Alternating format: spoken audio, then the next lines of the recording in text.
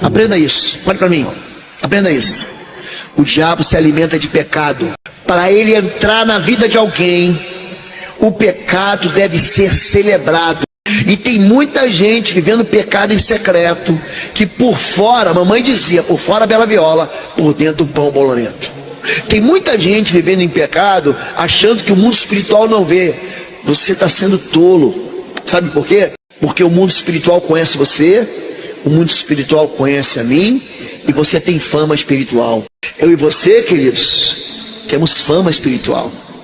No livro de Atos, capítulo 19, o apóstolo Paulo está ali fazendo maravilhas. É o único lugar na Bíblia que diz assim: então o Senhor, pelas mãos de Paulo, fazia maravilhas em Éfeso. Aí, os 7 filhos do sumo sacerdote da cidade, era um sujeito chamado Seva, saiu para expulsar demônios em nome de Jesus, a quem Paulo prega. Eles entram na casa de um sujeito, e o espírito imundo manifesta violentamente, fala o seguinte: conheço Jesus, sei quem Paulo é, e vocês quem são?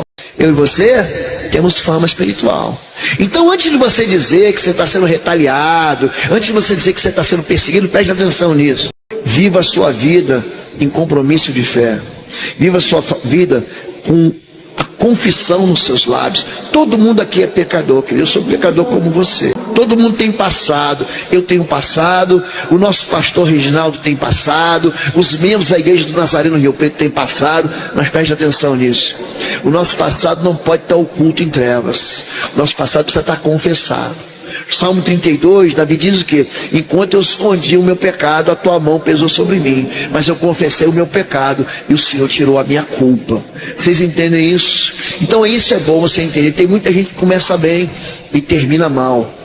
Sansão começou muito bem. Sansão é um homem, gente, que ele tem uma unção de 1000, né? Ele matou 1000, ele encontra uma queixada de um jumento, ele mata 1000. Só que ele não podia ver uma mulher. E a vida dele está lá no capítulo 13, 14, 15 e 16 do livro de Juízes. Gente, pensa no moço que era o namorador, era ele. Ele ficou lá com uma moça, ele conseguiu ser traído. A Bíblia diz: não se ajunte em julgo desigual. Aí ele foi se casar com uma mulher lá do povo filisteu. Ele conseguiu ser traído na noite de núpcias. Na semana, sabe a lua de mel? Pronto, ele foi traído ali. Aí mais tarde ele vai o quê? Afogar as suas mágoas com uma prostituta em Gaza. E aí ele se apaixona por outra prostituta chamada Dalila. Dalila era uma cortesã, ela estava ali por dinheiro. Cuidado, é muito importante. Eu vou falar mais pertinho de você. Aonde você coloca tua cabeça para dormir. Ele deita a cabeça no colo de uma mulher que não queria nada com ele. Sabe o que acontece com ele? Ele termina cego, ele termina girando o moinho, ele termina algemado. Ele perdeu o propósito. Andar em círculos na vida é gente que perde o propósito.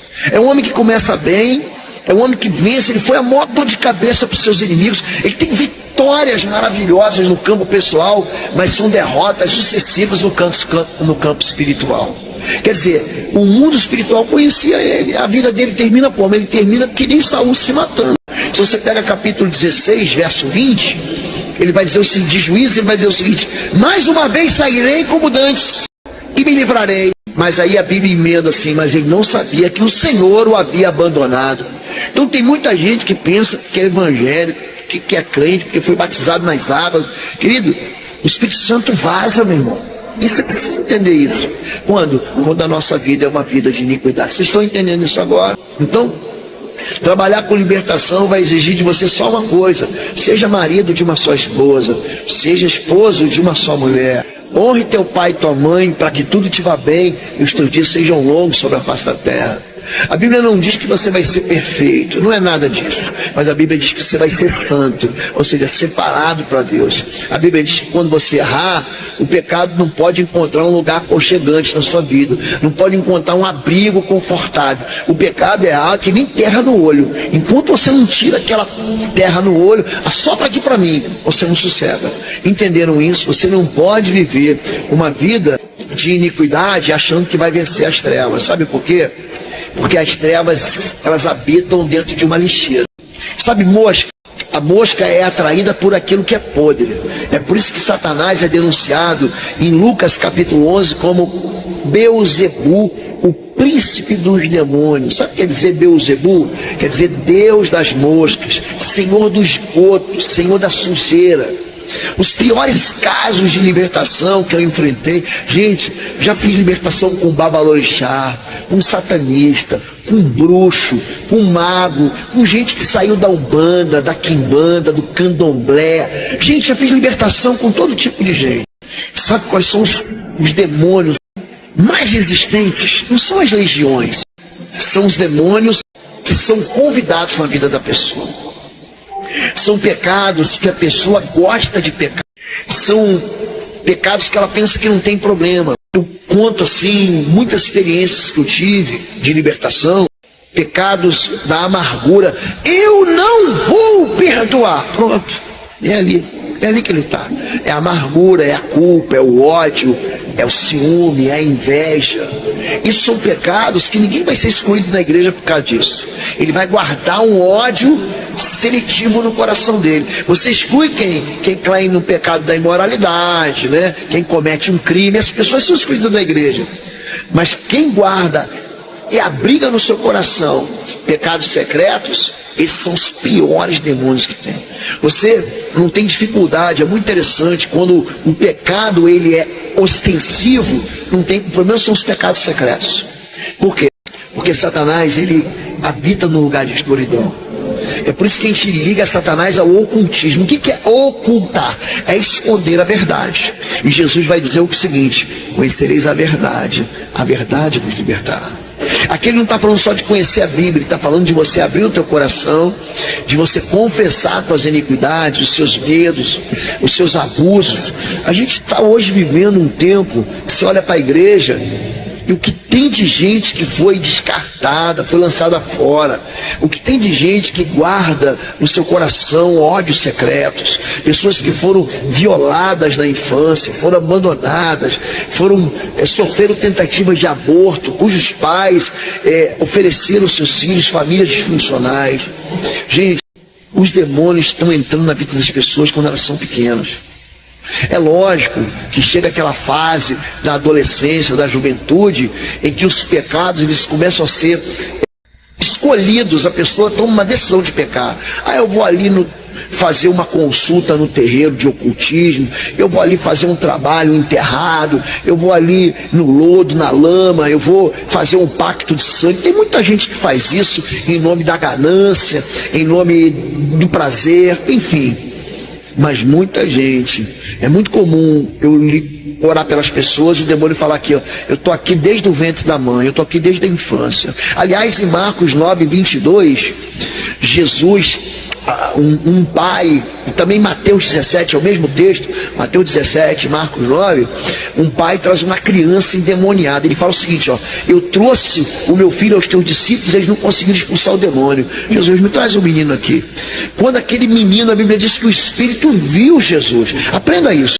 A Bíblia diz que aquele demônio viu Jesus, o sacudiu violentamente e caiu no chão. Aí Jesus pergunta, desde quando acontece isso? Marcos 9:22, você pode ler na sua Bíblia. Ele fala assim, desde a infância do menino.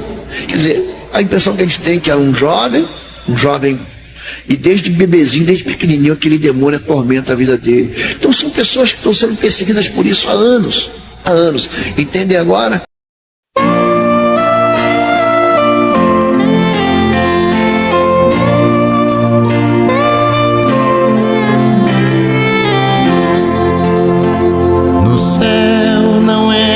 Pecado, fadiga, tristeza nem dor, não há coração quebrantado, pois todos são cheios de amor.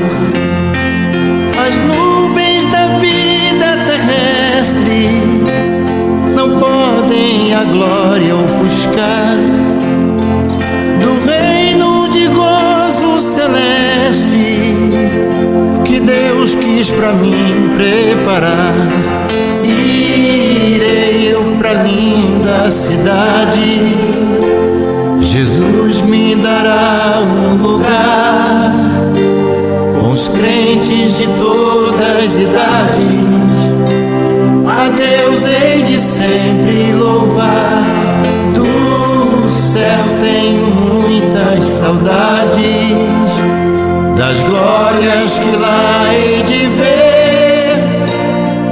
Oh, que gozo vou ter quando vi meu Senhor rodeado de grande esplendor.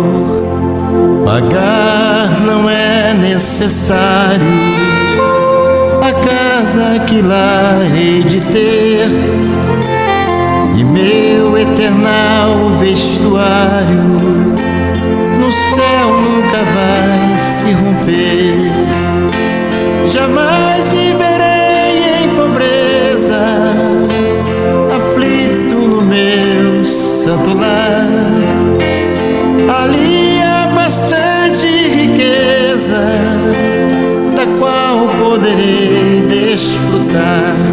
Irei eu pra linda cidade, Jesus me dará um lugar, com os crentes de todas as idades, a Deus hei de sempre louvar. Do céu tenho muitas saudades,